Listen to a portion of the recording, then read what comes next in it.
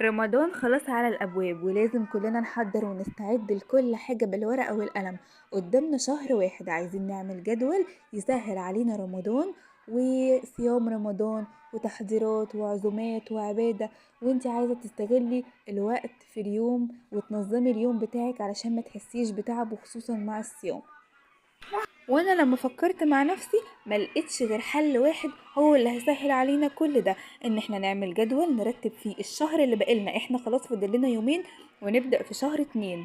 عندنا شهر 2 ده كامل اللي نقدر نقسمه على اجزاء، ان احنا نعمل فيه كل حاجة قبل ما يبدأ رمضان. هنقسمه على 4 اسابيع. هنخلي اول اسبوع وكمان تاني اسبوع للتنظيف، يعني تنظيفات رمضان كلها هتبقى في اول وتاني اسبوع من شهر 2.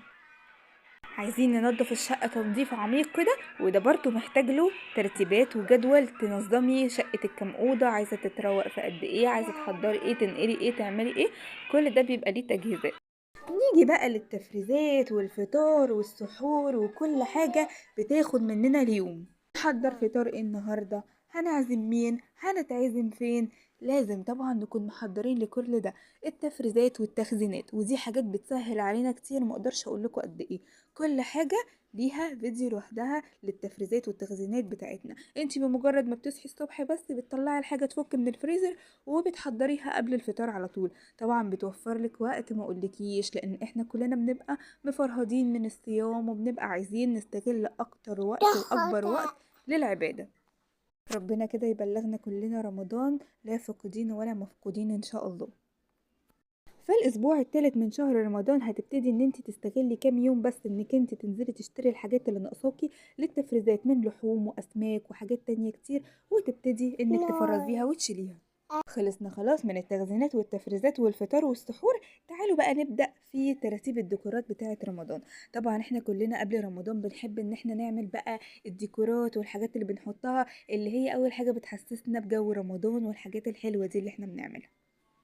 ودي بقى نبتدي نعملها قبل رمضان بأسبوع أو كام يوم. نعملها ونخلي الولاد كمان يشتركوا معانا علشان يعرفوا يعني ايه رمضان ويعني ايه صيام، ونقعد نتكلم معاهم كده في حاجات كتير هم ممكن ميكونوش عارفينها من وهم صغيرين. أيوة، من وهم صغيرين، من عمر سنتين، من عمر سنة ونص، هم بيبتدوا ياخدوا المعلومات دي ويخزنوها. النصيحة الأولى والأخيرة إنك لازم تنظمي وقتك في رمضان. تنظمي وقتك من أول ما تصحي لحد ما تنامي في آخر اليوم. مش هتحسي بتعب ولا بأي حاجة، وتحسي إن كل حاجة سهلة إن شاء الله، والصيام سهل علينا. فبالترتيبات والتنظيمات دي انت بتسهلي على نفسك كل حاجة وبتخلي اليوم يعدي بسهولة. طبعا ده غير العزايم والحاجات دي كلها. طبعا التفريزات وتنظيمك لوقتك بيخلي الحاجات دي تعدي بمنتهى السهولة. وبس كده خلصنا الفيديو.